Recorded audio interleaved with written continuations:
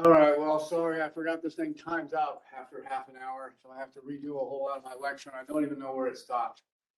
But someone stopped around here somewhere and say, this is what we found.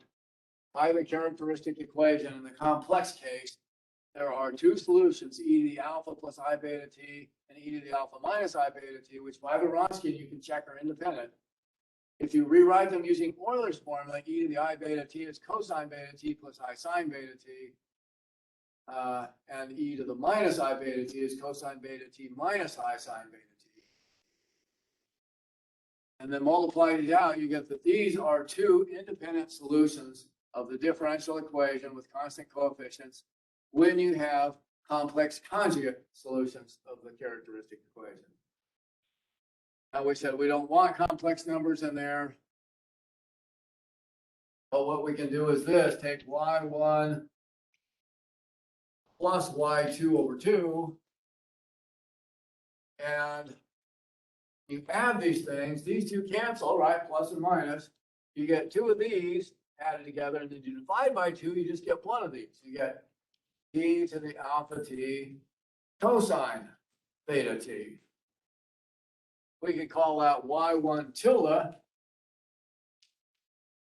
That is a solution to the differential equation because it's 1/2 times the first one plus 1/2 times the second one. It's a linear combination of two solutions, so it's again a solution by our theorem we said before. And since I is gone, this is a real valued solution.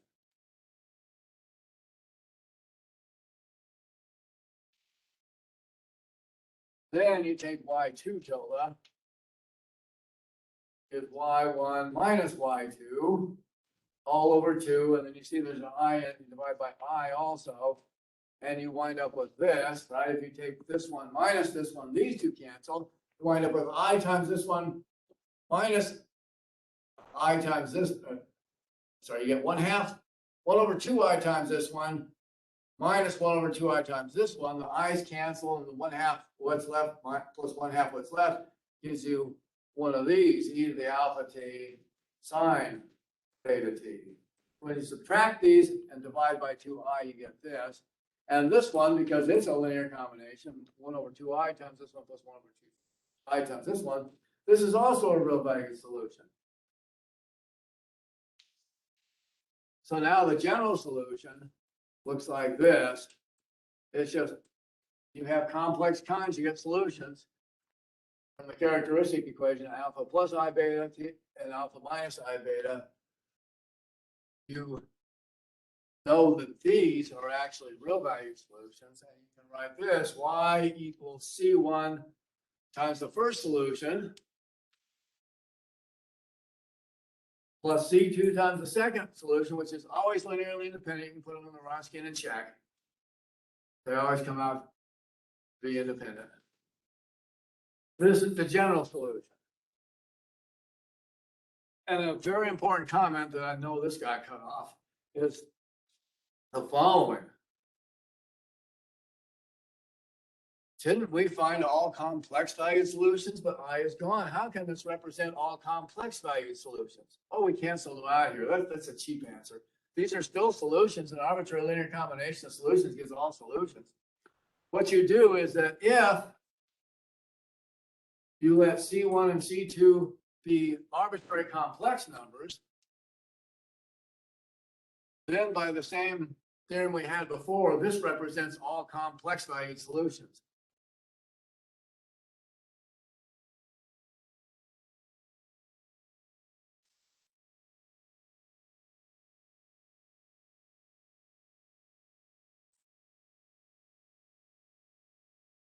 So this comprises all complex valued solutions. And then what you really want is the subset of those that are real valued. And you can get those because these are two independent real valued solutions. All you have to do is restrict C1 and C2 to the arbitrary real numbers, and the theorem applies. And if C1 and C2 represent arbitrary real numbers, then you get all the real valued solutions that are a subset of these, right? We said probably off camera, A plus when the camera's off. A plus IB is a general complex number, right? A real number plus I times another real number.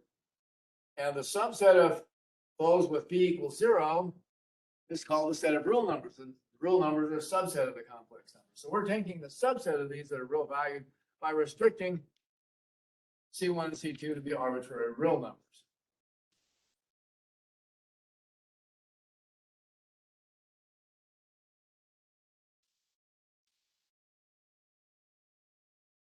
So it doesn't matter if you want all complex value solutions or all real value solutions, just write the same thing down. We can call that equation 2. That's the general solution. It's just in the first case, you let C1 and C2 be complex numbers, any you want. In the second case, you let them be any real numbers.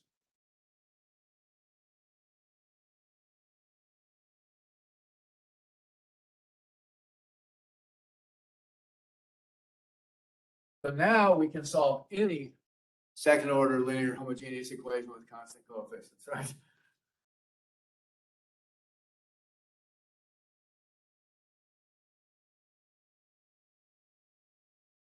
Let's do an example of that.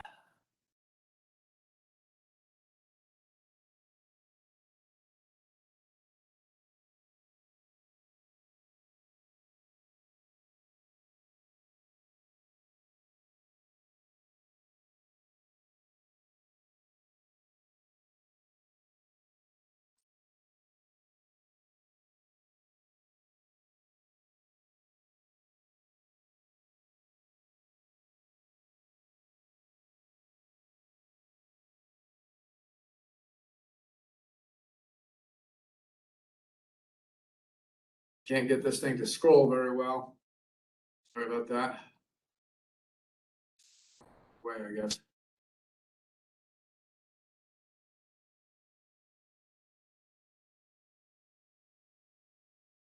Let's do this one. D squared y dt squared minus 4d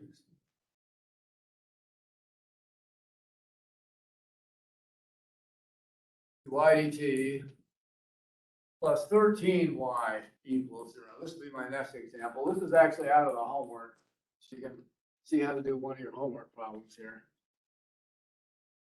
I picked these numbers just to make them come out nice. You can do this for any second order equations with messier numbers.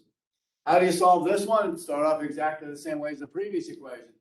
You immediately write down the characteristic equation. R squared minus 4r plus 13 equals 0. But you could factor a long time trying to guess what factors go in here. I say, oh, this is r minus blank times r minus blank. And what goes in the blanks if you want to factor it? Remember?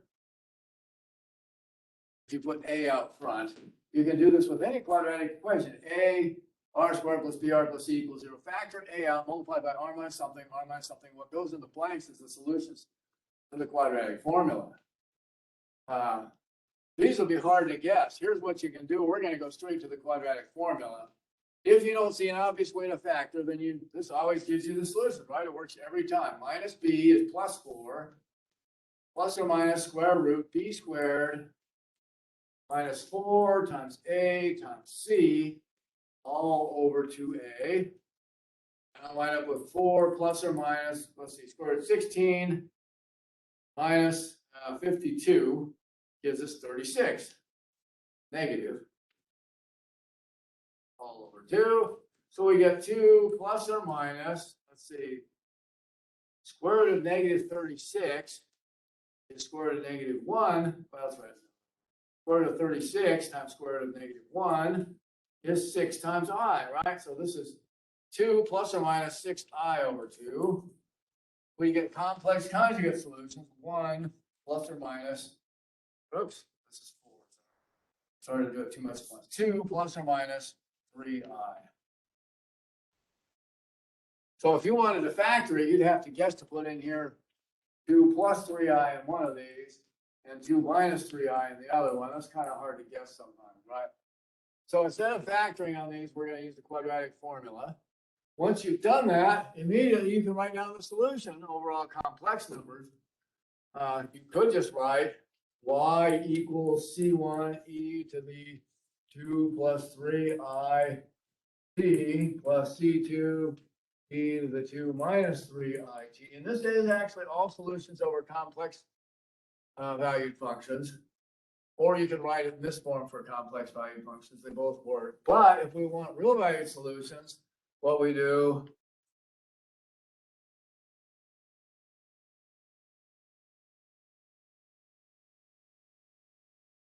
is we instead compute this y1 tilde is e to the, well, alpha is 2 and beta is 3 in this example, right? So it's e to the alpha t cosine beta t. And y2 tilde, the linearly independent solution, is the same with sine replacing cosine. Evidently now, the general solution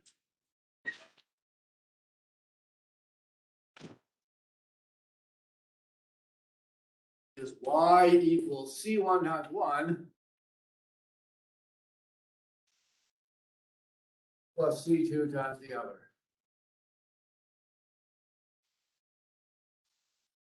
There it is. General solution to our complex value equation. You just take an arbitrary linear combination of two solutions, which we know these are.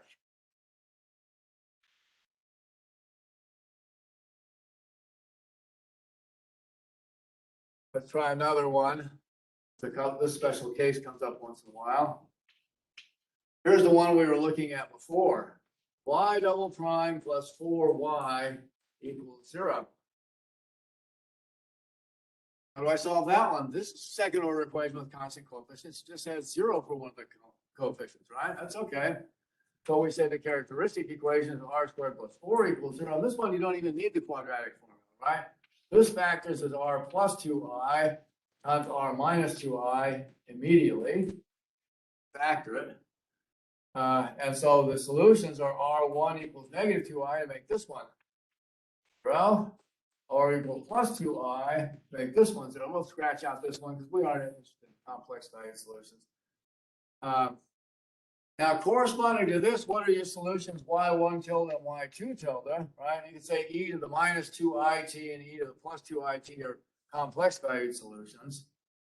But real valued solutions are y1 is e to the alpha t cosine beta t. Here you can think of this as 0 minus 2i and say alpha and 0 plus 2i. Alpha is 0 and beta is 2. So it's e to the 0t cosine 2t. But e to the 0 is just 1, so this is just cosine 2t. And now y2 tilde is e to the alpha t sine beta t is e to the 0t sine 2t is 1 times sine 2t is just sine 2t. So sine 2t and cosine 2t are two independent solutions to this differential equation. Now you know how I just in my head did the solution before. You can do this in your head when you've done this a few times. But when you get pure imaginary numbers for r, right? If you have a plus ib, we said, when b is 0, you get real numbers.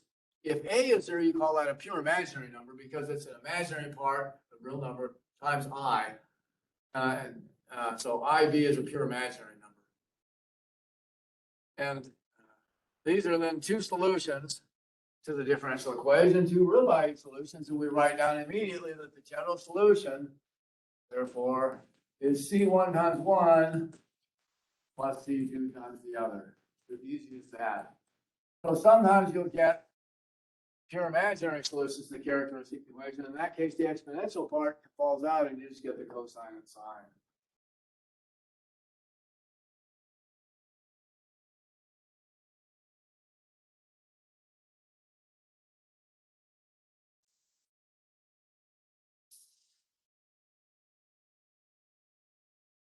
Okay, well, I hope that gives you some idea how to do some of these.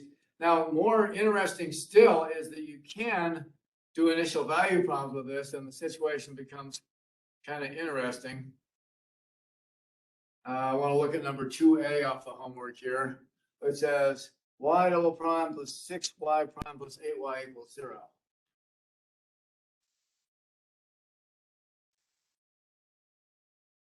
Here's a homogeneous linear equation with constant coefficients. But I'm this time going to add some initial conditions.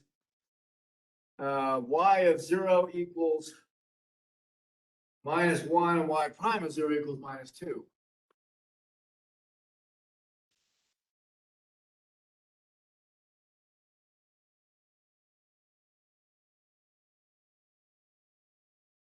Let's see if we can solve an initial value problem. Back to the same stuff, right? We write the characteristic equation, r squared plus 6r plus 8 equals 0. We can solve this by factoring or by the quadratic formula. It doesn't matter. Maybe factoring is the easiest. So factor this is r plus 4, r plus 2 equals 0. There are two solutions, -4 and -2. The first method we have says that we know immediately two solutions are e to the -4t and 2t. Since they have different r values, they're independent solutions. I can just take c1 times this one plus c2 times this one. You got the general solution of the differential equation. E general solution. Okay.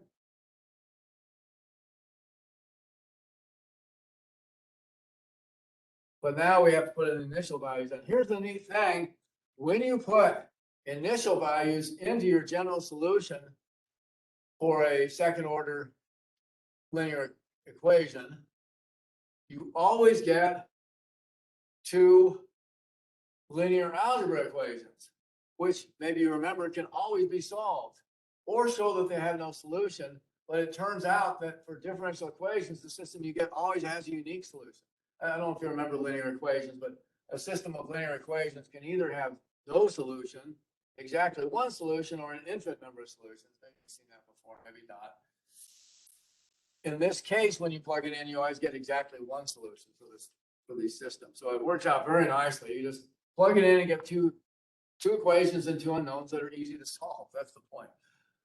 So now you plug in y of 0 equals -1, and this becomes -1 on the left equals c1 e to the 0, right? Because t equals 0, plus c2 e to the 0.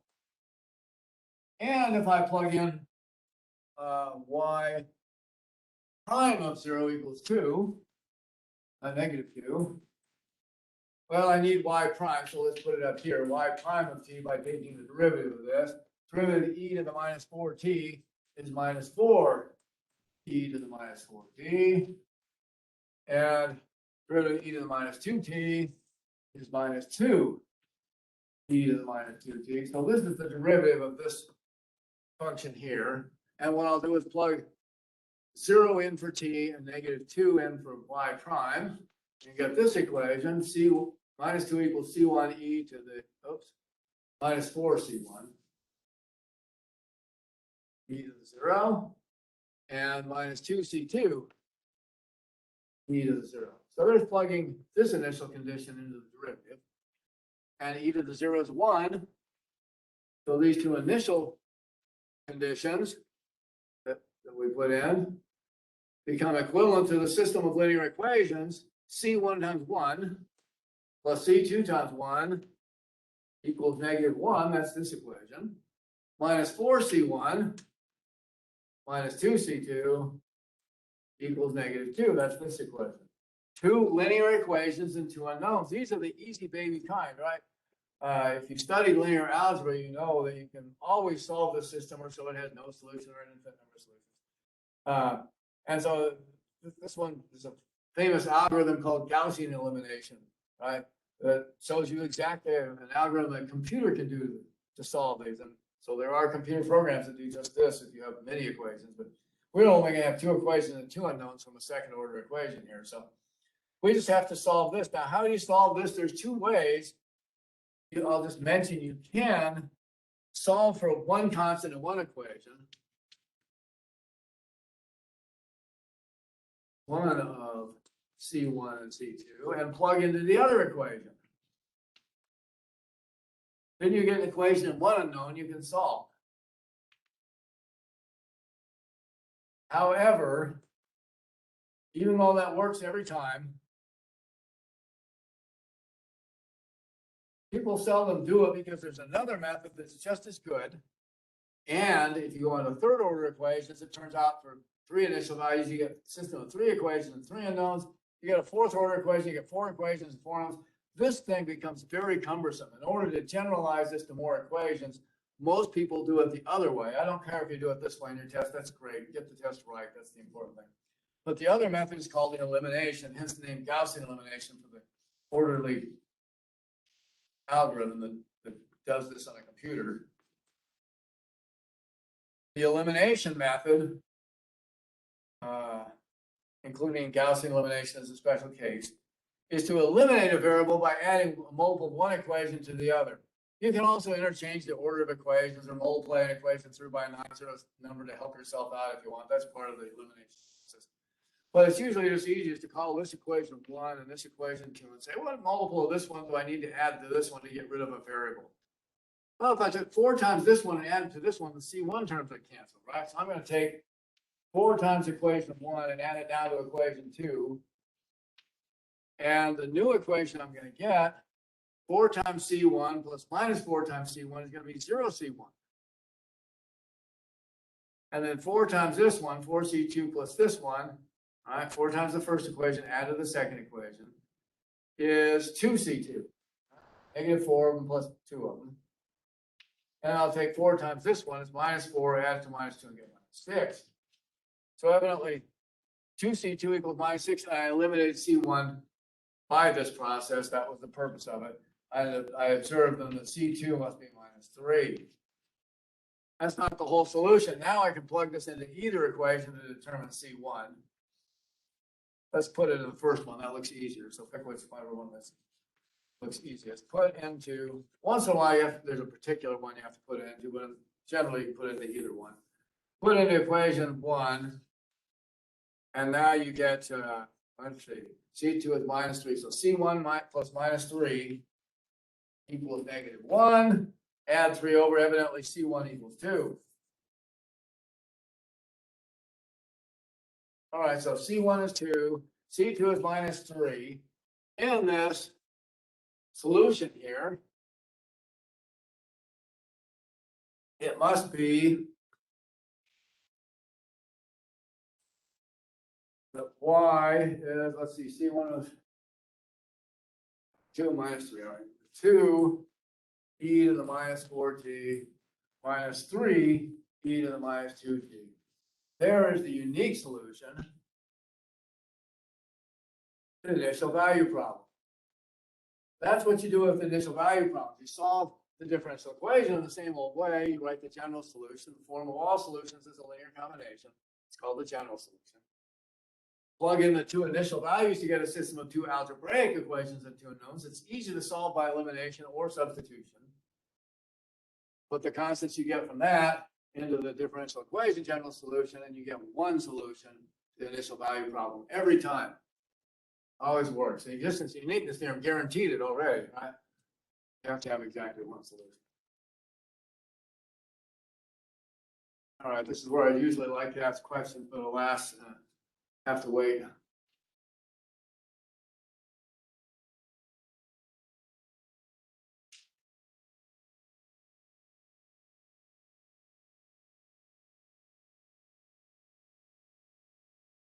Well, we can start one more topic today. See what happens when you don't slow me down with questions during class. I cover more material. So ask questions during class. Euler equations. These are not as useful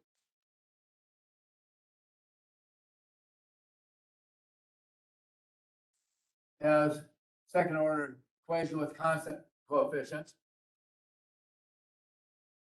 but they're pretty useful. And they use the theory we just developed to figure them out.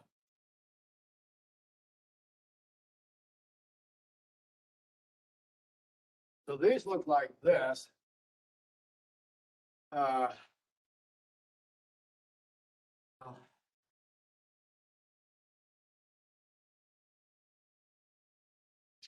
AT squared, t squared y dt squared, plus bt dy dt,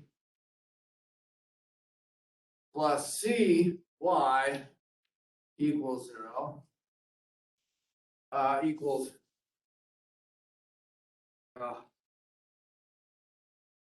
in general f of t. We're going to stick to the homogeneous equation for now.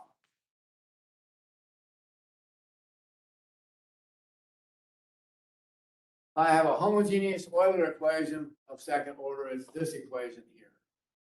It looks just like the second order equation with constant coefficients, except there's a t squared here, a t here, and one here. How can we solve this one? Thinking in the mode of last time, you realize, boy, if I put in like a power of t here, the derivative would be 1 power less and multiply t, and this term would have t to the same power as this one. If I took the derivative of t to a power 2 times, I get a power 2 less, but then I multiply by t squared, I get the same power. So I plug in a power of t, the point is, for y, all these terms will have a constant times t to a power. Maybe I can make them cancel. So that's a method of judicious guessing again. Let's try a test solution this time. Instead of e to the RT for the constant coefficients problem, let's try a test solution of the form y equals t to the r. Maybe there's a solution of that form that works for some constant r. If I try that, then I have to take y prime as rt to the r minus 1, right? A number times t to 1 power less. R double prime is r times derivative of this one is r minus 1, t to 1 power less. If I plug that in,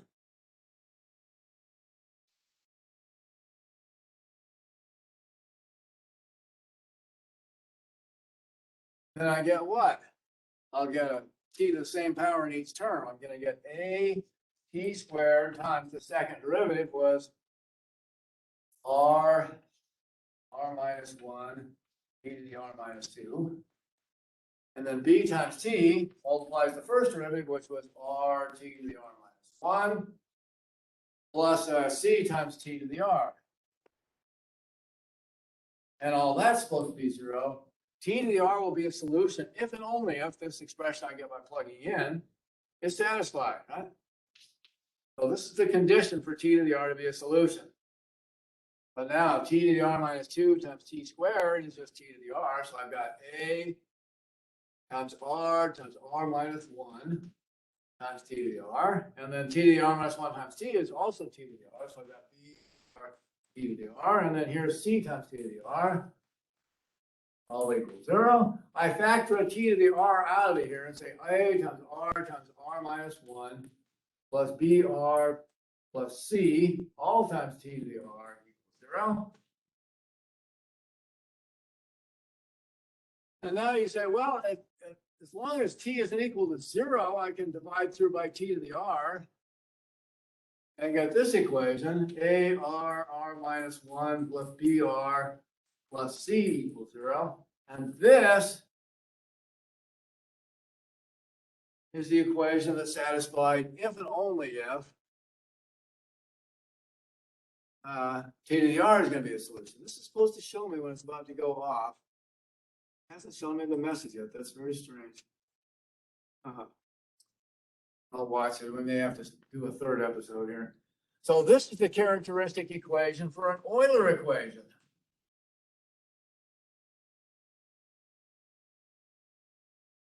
It's homogeneous.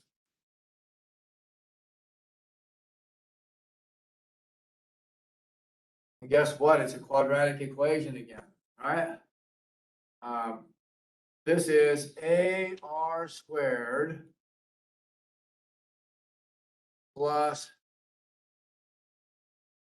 B minus A times R C equals 0. Let's see what's talking. There it is.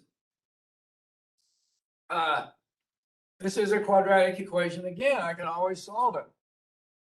We won't usually write it in this form, but I was just pointing out that it is a quadratic equation. So you can always solve it if you get two different powers. Once again, you have two solutions. You can write all solutions in an arbitrary linear combination. If you get one solution, you can fix it by multiplying through. And if you get complex conjugate solutions, there's a way to take real and imaginary parts again and do it similarly also. So this is a completely analogous situation. In fact, I didn't show it here, but you can make a substitution and convert an Euler equation into an equation with constant coefficients and then back substitute and get it back out. So you can actually, the other way to solve this instead of plugging in test solution t to the r is to convert it, and that works too. Well, let's try that here. Let's do this with an example. There's three cases. One, if R1 and R2 are not equal real numbers, from that quadratic equation, for the characteristic equation for the Euler equation, the y equals C1 t to the R1 plus C2 t to the R2, you can find out these two are independent solutions, and so this is the general solution. Easy as that. You just put, instead of e to the RT, you put t to the r. Easy. See how similar it is? If R1 is equal to R2 real numbers, then this proof shows you one solution, y equals t to the R1 is one solution, but the other solution isn't independent, right? Because it's t to the same power. So what do? It turns out that you multiply by ln of t times t to the r. You can plug it into c, but if t to the r1 is the solution of this differential equation with a repeated root r1 equal r2, then ln t to the r1 is another solution. And this actually gives away the substitution that would convert this into constant coefficients. If you were to let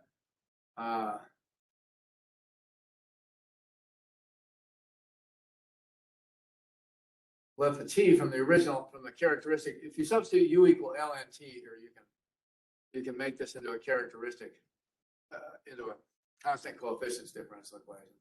All right, so here's the general solution. It just turns out you can plug in and see that this is an independent solution to this one. And so an arbitrary linear combination of those gives you the general solution. So we'll say this is because y2 equals natural log of t times t to the r1 is an independent solution by plugging in.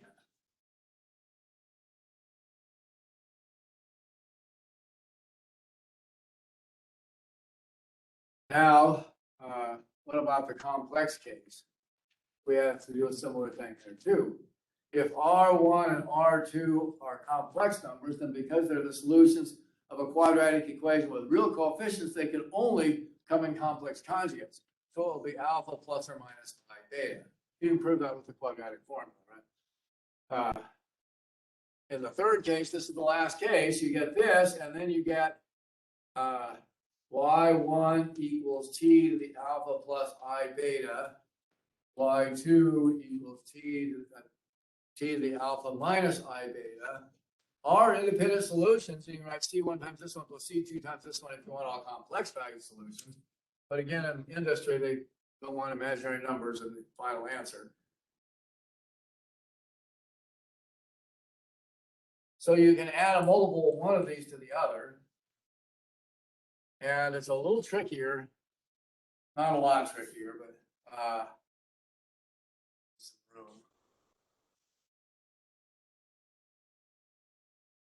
To find independent solutions that are real valued, you do this. You say t to the alpha plus I beta is t to the alpha times t to the I beta. Complex number powers work just like real number powers. It's set up that way. Is t to the alpha, and rewrite this as e to the natural log of t to the I beta, which is t to the alpha you can pull the exponent down times e to the I beta ln of t.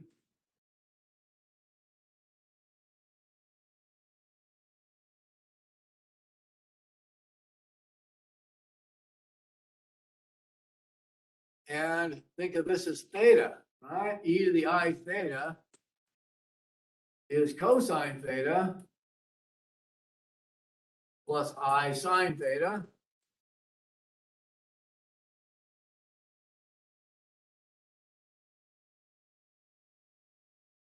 And there's how you can rewrite this solution. Similarly, if you take t to the alpha minus I beta with completely analogous work, I'll put dot, dot, dot in there. What you get is t to the alpha cosine beta ln t minus I sine beta ln t is an independent solution. You put them on the Wronskian and check. But they have imaginary part, right? I multiplies something. If you were to subtract these and divide by 2, you get y1 tilde.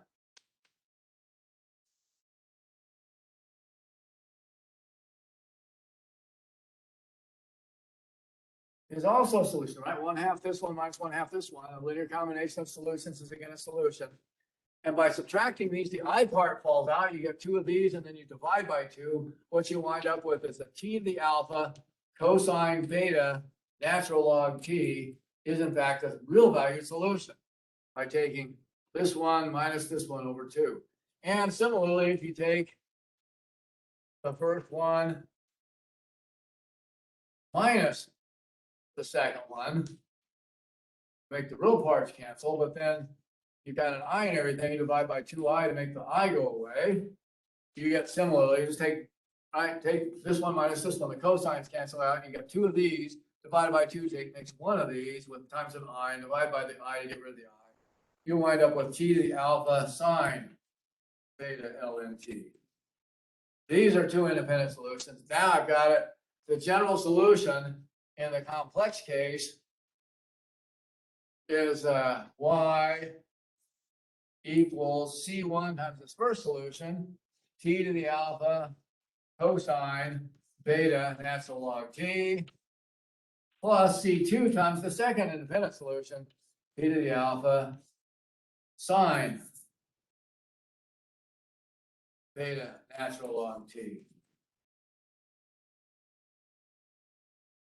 3 cases, just like before. You solve a characteristic equation. It's a little different characteristic equation. Instead of anything AR squared plus BR plus C equals 0, it's AR times R minus 1 plus BR plus C equals 0. So here's your new characteristic equation.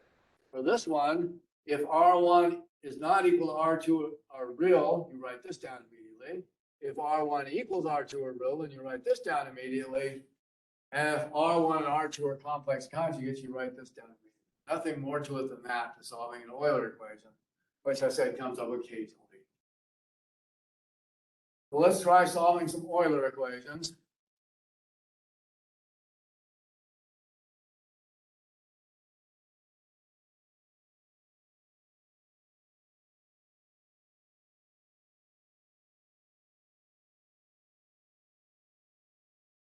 How about this one? 2t squared, 3t, and minus 1.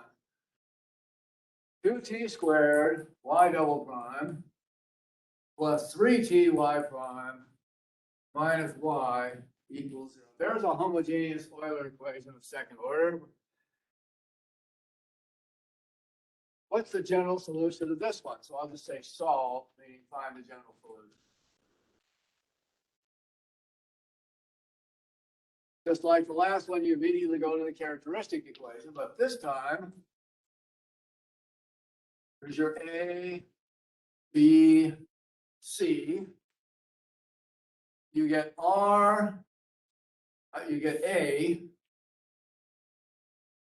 right, times R minus 1. So 2 times R minus 1 plus BR is plus 3R. So you just replace y double prime with R times R minus 1, replace y prime with R, and replace and leave out the t's. And replace y with 1. And there's the characteristic equation for an Euler equation. Some books don't bother to call this the characteristic equation for Euler equation. I like to call it. They'll say it's a characteristic equation or something like that. Now, this is a quadratic equation always. If you multiply out, it's 2r squared, right, minus 2r plus 3r is plus r, minus 1 equals 0. So it looks like that. You can always use the quadratic formula. It always works. But since those are simple integer coefficients, maybe I can guess how to factor it. Remember how to do this? Blank times r plus blank. You can go it your own way you're used to, right? Blank times r plus blank equals 0. Product of these two has to be equal to, right? This product, lead coefficient. Product of these two has to be the constant term, is minus 1. So how can I do that? Well, if I'm going to fit integers in the blank, anything else would be too hard to guess. I'm going to put 2 and 1 here. Or I can put minus 2 and minus 1, but then I can pull them out and cancel it, so there's no point. And then these two have to have product minus 1. So maybe I could put the minus 1 here and the 1 here, and we'll see if that works, right? 2r squared minus 2r plus r is minus r. Uh-oh, it's the wrong sign. So it must be that the plus goes here and the minus goes here. So I'll factor it like that, just binder of factoring. And sure enough, now it works. 2r squared plus 2r minus r is plus r. Minus 1 equals 0. It factors correctly. So evidently 2r minus 1 is 0 means r equals 1/2. Or r plus 1 equals 0 means that r equals 1. Those are the two solutions. You write immediately y equals c1 t to the 1/2 plus c2 t to the minus 1. There it is. The general solution to this Euler equation is this. And one thing you do notice, though, that since it's got 1 over t here, this is undefined at t equals 0. You could have kind of guessed that from this initial value, from this initial problem here. If t equals 0, the lead coefficient vanishes, the existence uniqueness theorem fails. You have to think of some separate strategy to cross t equals 0. And this solution, actually, the solution at 0 doesn't exist. So here's the general solution for t greater than 0. Now, one thing I subtly left off there when I was putting together these solutions, what if t is negative? Here's what can happen. Now I've got negative number to the 1/2. I'm going to get an I in there. I thought this was all real valued solutions. Well, we want to make one note on the chart there.